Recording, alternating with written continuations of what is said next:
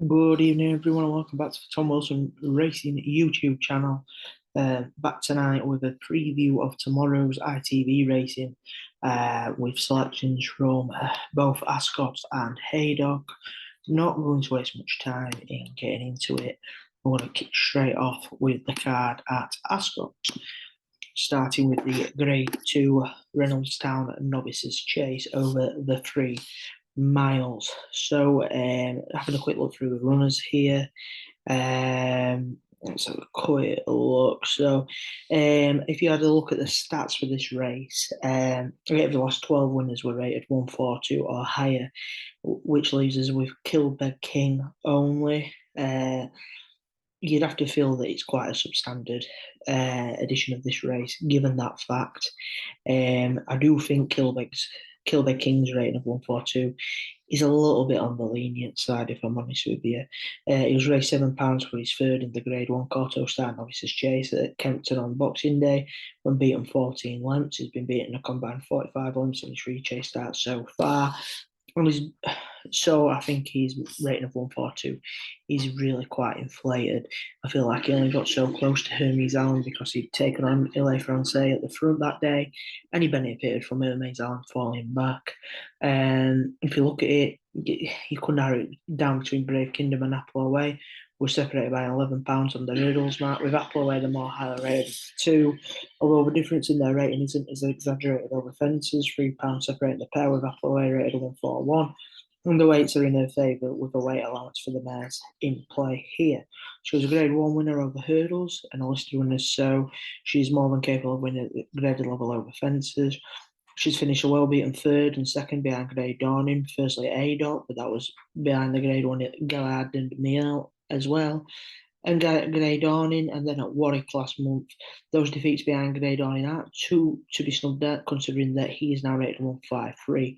She did run out of 31 length winner at Leicester on a penultimate start, with the 132 rated making up your mind in behind, or making your mind up, should I say, in behind, which I would have the likes of Henry's friend, the King of Rye Hope, beaten in this race. Making your mind up has since gone on to win when running to an RPR of 141 at Newbury last weekend. She was a winner at Leicester, as mentioned, and Ballynock when she was a point-to-point winner back in April 2022. So she should be suited by the right-handed track as well. I think 13 to 8 is a big price for a Grade 1 winner over hurdles.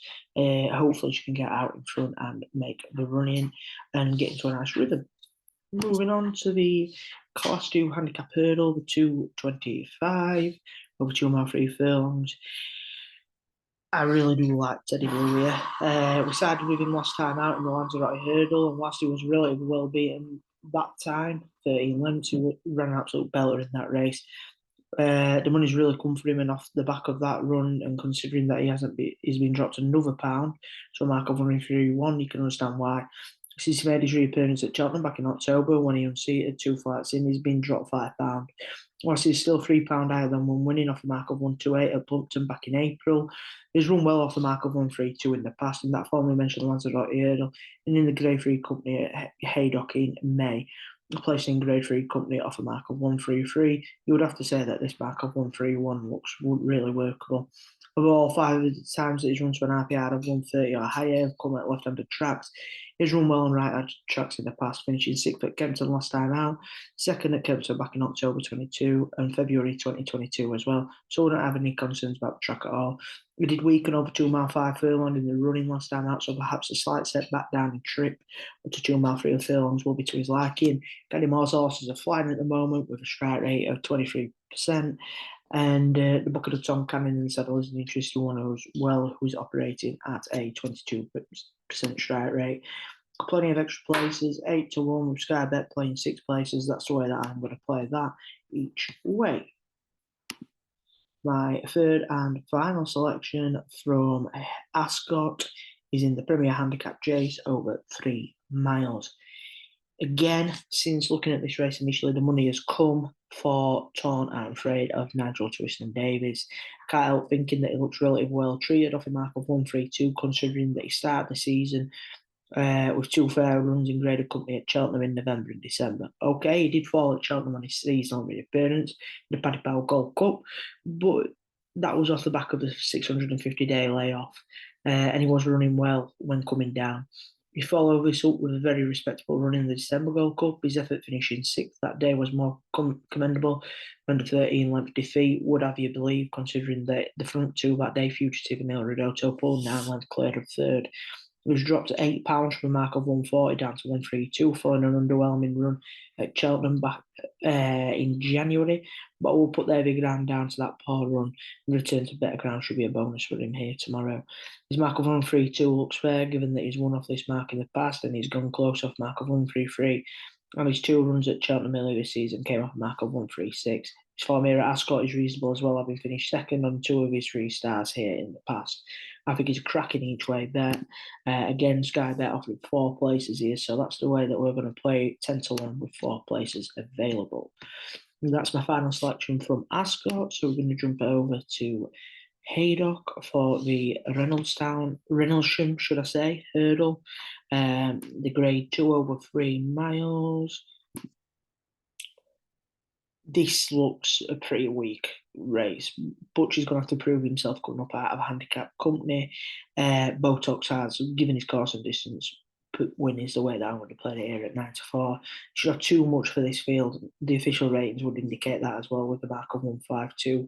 The closest on official ratings would be Sam's Russian, who was a mark of 150. But as I've been seeing since he was brought down in the Gold Cup last year, from what I've heard, that was a really, really nasty injury. So he's got to prove himself here coming back off that layout. And I think the fact that it relates to hurdles would suggest that this could be a tee up for something further down the line. Behind him is Red Risk with mark of 147, who was already finished behind Botox has at Weatherby earlier this season. I see no reason why that form will be reversed, if I'm absolutely honest. Botox has already won in graded company, having won the Grade 2 West Yorkshire Hurdle earlier this season, and although he's been well beaten on his 2 runs since that, there's nothing like the standard of level that he's run to there. He finished in behind the likes of Noble Yates, Paisley Bart, Castle Drasher, Champ, and Crambo. There's nothing of that sort here. He won his only 2 starts over. He's won on his only start over course and distance, should I say. So I think he'll go really, really well here. 9-4 looks good. The only slight concern we would have is that Cullen Quinn can't claim his £3, but I still think Botox should have too much in hand for these. And my 5th and final selection for tomorrow's race comes in the Grand National Trial over 3 miles and 4 furlongs. I know that top weight, the fact that he's 11-year-olds will put many off, I will do it. But I can't help thinking that he has a squeak here. Not many horses will get dropped £2 for finishing third in a Welsh Grand National, but such was the winning distance of Nassalam, who was an absolute freak. And he was generously dropped another £2 by the handicap after running at Linfield last month when he finished third behind Le Home Presse and protected that over a trip well short of his best 2 mile 5 furlong that day. The booking of £5 claimer in the saddle, Dylan Johnson, is an interesting one for a few reasons. Firstly, he already has some form with this horse, having accompanied him when he finished third in the Welsh Grand National at Christmas. Secondly, he's in fair form with a 25% strike rate. Thirdly, his £5 claim effectively puts I Will Do It for mark of 144, leaving him with plenty in hand off his previous runs when he won off a mark of 147 at Warwick last January. The win at Warwick can provide further confidence when looking at this race, given that the win came over this trip and on heavy ground, so he should be suited by tested conditions and the standard test. Sam Thomas's horses are also running to good form with a 22% strike rate. The way I'm going to play it here, I backed it with Paddy Power, 8-1, 4 places. That's my bet there each way. So that concludes tonight's video. 5 selections there. Hopefully we can get some more winners on the board. I keep promising a profit and loss update. I've been really tied up with work and home life. I'm in the process of updating it and I'll be back with you as soon as I get it. Hopefully by the end of this weekend we'll have a profit and loss update. Until then, take care. Best of luck punting. If you've got any comments on the selections I posted or you want to let me know what you're backing, please comment below. As always, please like the video, subscribe to the channel, and give me a follow on X at RacingTJW. Take care.